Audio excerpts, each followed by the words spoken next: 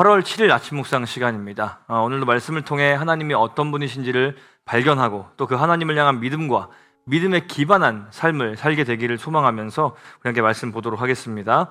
오늘 주신 말씀은 예레미야서 47장 1절부터 48장 10절까지 말씀입니다. 우리 한 목소리로 함께 읽어보도록 하겠습니다. 이것은 바로가 가사를 치기 전에 주님께서 블레셋 사람을 두고 예언자 예레미야에게 하신 말씀이다. 나 주가 말한다. 보아라. 북녘에서부터 물이 불어올라서 범람하는 강물이 되었다. 강물이 땅과 땅 위에 있는 모든 것을 휩쓸며 흐르고 성읍과 그 주민을 다 같이 휩쓸고 지나갈 것이다. 모든 사람이 살려달라고 울부짖으며 그 땅의 모든 주민이 통곡할 것이다. 군마들의 요란한 말발굽 소리, 덜컹거리며 달려오는 병거들의 소란한 바퀴 소리에 아버지들은 손이 풀려서 자식들을 돌볼 겨를도 없을 것이다. 블레셋 사람들을 모두 파멸시키고 두로와 시돈에서 올 수 있는 최후의 지원군들을 모두 멸절시킬 그날이 왔다. 크레타 섬에서 살아남은 블레셋 사람들은 나 주가 멸망시키겠다. 가사는 슬픔에 겨워 머리털을 밀고 아스글론은 말문이 막힌다. 안하게 살아남은 자들아, 너희가 언제까지 몸에 상처를 내며 통곡하려느냐? 너희가 주님께서 보내신 칼아, 네가 언제까지 사륙을 계속하려느냐? 제발 너의 칼집으로 돌아가서 진정하고 가만히 머물러 있거라 한다마는 내가 그 칼을 보냈는데 그 칼이 어떻게 가만히 쉬고 있겠느냐? 그 칼은 아스글론과 해변 지역을 치라고 내가 보낸 것이다. 이것은 모압을 두고 하신 주님의 말씀이다. 나 만군의 주 이스라엘의 하나님이 말한다. 불쌍하다 느보야, 그 성이 파멸되었구나. 기랴다임도 수치를 당하고 점령되었다. 그 요새가 수치를 당하고 붕괴되었다. 이제 모압의 영화는 사라졌다. 헤스본에서 그들은 모압을 멸망시킬 작전을 세웠다. 자, 우리가 모압을 멸망시켜서 나라를 아주 없애버리자 한다. 만메나, 너도 적막하게 될 것이다. 칼이 너를 뒤쫓아갈 것이다. 호로나임에서 울부짖는 소리가 들려온다. 폭력이다, 파괴다 하고 외친다. 모압이 파괴되었다 하고 울부짖는 어린 아이들의 소리가 들린다. 사람들이 슬피 울면서 루힛 고개로 오르는 비탈길을 올라간다. 호로나임으로 내려가는 길에서 사람들은 망하였다 하고 울부짖는 소리를 듣는다. 너희는 도망하여 목숨이나 건져라. 사막의 떨기나무와 같은 신사나 되어라. 모압아, 내가 너의 손으로 만든 것들과 너의 많은 보물을 의지하였으므로 너도 정복당할 것이다. 그모스 신도 자기를 섬기던 제사장들과 고관들과 함께 포로로 끌려갈 것이다. 멸망시키는 자가 성읍마다 쳐들어올 것이며 어떤 성읍도 이것을 피할 수 없을 것이다. 골짜기는 폐허가 되고 고원도 황폐하게 될 것이다. 나 주의 말이다. 너희는 모압에게 날개를 달아주어 마음껏 도망치게 하여라. 모압의 성읍들은 이제 아무도 살 수 없는 황무지가 되고 말 것이다. 주님의 일을 정성을 다하여 하지 않는 사람은 저주를 받을 것이다. 칼을 휘둘러 모압 사람을 죽이지 않는 사람은 저주를 받을 것이다. 아멘. 자, 어제 말씀에서 이집트를 향한 하나님의 심판이 선포된 데에 이어서 예레미야 47장은 이방 나라들 중 특별히 블레셋을 향한 심판을 이야기하고 있습니다. 블레셋은 아스돗, 아스글론, 가사, 에그론, 가드라고 하는 이 5개의 도시가 연합하여서 하나의 국가를 이루고 있었는데요. 우리가 창세기부터 쭉 성경을 읽어보다 보면 이스라엘 민족이 아직 부족의 형태로 존재하고 있었던 그때부터 이스라엘을 계속해서 괴롭게 했던 자들로 이 블레셋 5개의 도시가 자주 등장하는 것을 발견할 수 있습니다. 자, 이스라엘의 입장에서 블레셋이 얼마나 이제 철저한 원수인가를 한번 생각해 보면 엘리 제사장 때에 이 언약궤를 빼앗아간 이들이 블레셋 사람이었고요. 또 이스라엘의 초대 왕이었던 이 사울 또한 블레셋과의 전쟁에서 목숨을 잃게 됩니다. 또 우리가 익히 잘 알고 있는 이 골리앗이라는 사람도 이 블레셋에 속한 가드 사람이라고 성경이 소개하고 있죠. 자, 그야말로 이스라엘 입장에서는 이 원수나 다름이 없는 이들이 이 블레셋 민족들인데, 사실 이스라엘이 이 출애굽한 이후에 가나안 정복을 할 때에 이 블레셋 민족들을 진멸하지 않고 자기 뜻대로 남겨두게 됩니다. 하나님께서는 그들이 이스라엘을 괴롭게 하는 가시가 될 것이다 라고 이제 이야기를 하셨는데, 그 말씀 그대로 그들은 계속해서 이스라엘을 괴롭게 합니다. 바로 그 블레셋을 향한 하나님의 철저한 심판이 어떻게 이루어질지가 이 47장에 기록되어 있는 것입니다. 자, 얼마나 철저하게 이루어지는지 잘 드러난 본문 3개 구절만 한 번 더 읽어보겠습니다. 블레셋 사람들을 모두 파멸시키고 두로와 시돈에서 올 수 있는 최후의 지원군들을 모두 멸절시킬 그날이 왔다. 크레타 섬에서 살아남은 블레셋 사람들을 나 주가 멸망시키겠다. 주님이 직접 멸망시키겠다 선포하시죠. 6절, 7절 또 읽어보겠습니다. 주님께서 보내신 칼아, 네가 언제까지 사륙을 계속하려느냐?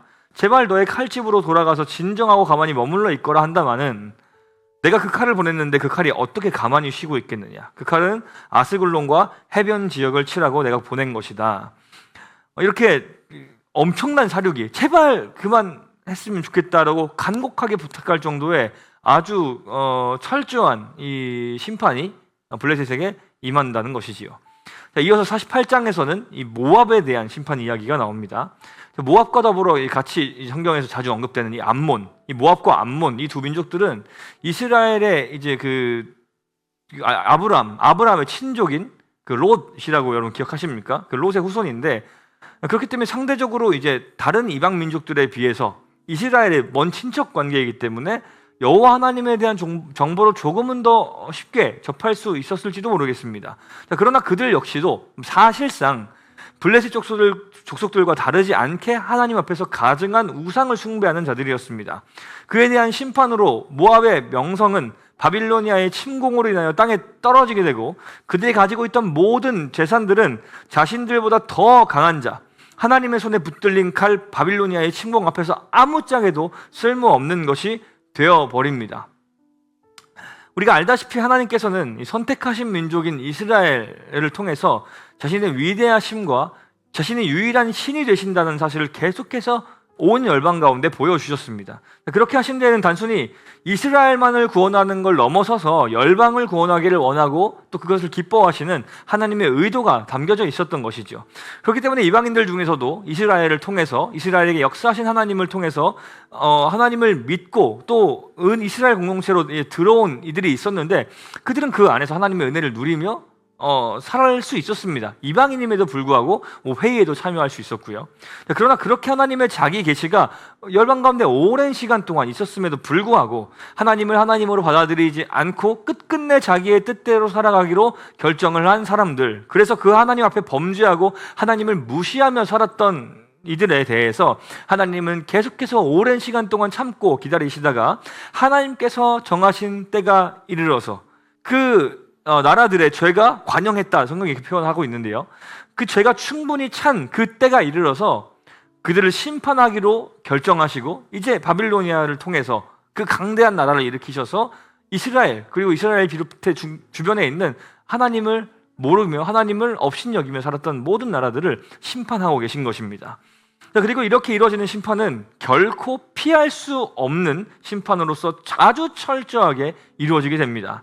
포로로 끌려가거나 도망쳐도 목숨이나 건질 뿐 그들이 살아갈 곳은 황폐한 사막일 뿐입니다. 그래서 모압을 향해서 떨기나무와 같다, 이런 식으로 표현하는 것이죠. 결국은 그들이 지은 악한 행동들에 대한 결과를 자신들의 입으로 받아먹게 될 뿐입니다. 하나님은 이토록 죄에 대해서 철저하게 심판하십니다. 간혹 시편의 기자들의 이 고백들을 살펴보다 보면 하나님이 악인을 멸망케 하지 않으시고 그대로 두시는 것 같아서 불평 어린 이야기들을 하는 경우들이 있는데, 그들도 결국에는 하나님께서 깨닫게 해주신 끝에 하나님이 종국에는 악을 심판하시겠구나라는 결론을 내면서 이 시편들을 마무리하게 되는 것처럼, 심판에 대한 때를 우리가 다 알지 못하는 것일 뿐 하나님의 심판은 확실하게, 그리고 철저하게, 무엇보다 정의롭고 합당하게 이루어지게 될 것입니다. 놀라운 것은 지금 본문의 상황 속에서는 하나님께서 그 일을 선민인 이스라엘을 통해 이루시는 것이 아니라, 이스라엘도 이제 죄악 가운데 있었기 때문이죠, 결국 나중에 자기들 스스로도 자신들이 지은 죄로 인해 멸망을 결국 당하게 될 이 바빌로니아라는 또 이방 나라, 강대한 나라를 통해서 그들을 사용하셔서 그 심판을 이루고 계신다라는 것입니다. 우리는 이를 통해서 하나님께서 모든 나라와 민족들을 통치하고 섭리하고 계신다라는 사실을 우리가 알 수 있으며, 심지어 악한 자들까지도 하나님의 완전한 지혜와 섭리 안에서 사용되는 칼이 되어서 심판을 하게 되는 일들도 일어날 수 있다는 것을, 하나님이 모든 것을 통치하고 계시다는 것을 또 배울 수가 있습니다. 자, 이러한 원리는 오늘날에도 똑같습니다. 하나님은 악인들의 형통을 영원히 두고 보지 않으십니다. 하나님은 결국에 그들을 심판하십니다. 하나님은 그 심판이 임하기까지 계속해서 복음을 전하시지만 끝내 그 복음을 받아들이지 않고 자신들의 악행을 자랑으로 삼고 살아가는 자들의 그 결말이 결국에 하나님의 심판으로 인한 멸망이 될 것임은 분명합니다. 정의로우신 하나님이 반드시 이것을 이루시기 때문입니다. 지리적으로 이 블레셋은 유다의 서편에 있었고요, 모압은 유다의 동편에 위치하고 있었습니다. 그런 지리적 상황에서 계속해서 양쪽에서 유다를 괴롭히고 있던 두 민족들, 특별히 하나님 앞에서 범죄한, 우상을 숭배하는 범죄함으로 이 죄의 업을 계속해서 쌓아가고 있던 그들이 결국에는 심판을 당하게 된 것처럼 우리의 삶을 에워싸고 있는 모든 악들, 모든 구조적인 악들, 그 모든 것들은 하나님의 때에 다 멸망당하게 될 것입니다. 예수님께서 다시 오신다, 결국 심판하러 오시는 것인데, 다시 오신다라는 것은 그분을 따르는 자들에게는 너무나도 기쁘고 행복한 소식이겠지만, 예수님을 믿지 않는 자, 그분을 업신여기며 그분을 따르지 않았던 마치 이방 나라들과 같은 자들에게는 예수님의 다시 오심이 굉장히 두려운 소식일 것입니다. 우리 모두 심판의 날이 가까워옴을 기뻐하는 자리에 서 있게 되기를 소망합니다. 그 자리에서 복된 소식을 온 열방을 향해 계속해서 전하는 존재로 우리 검단 함께하는 교회가 그 사명 잘 감당할 수 있게 되기를 소망합니다. 우리 함께 기도하겠습니다.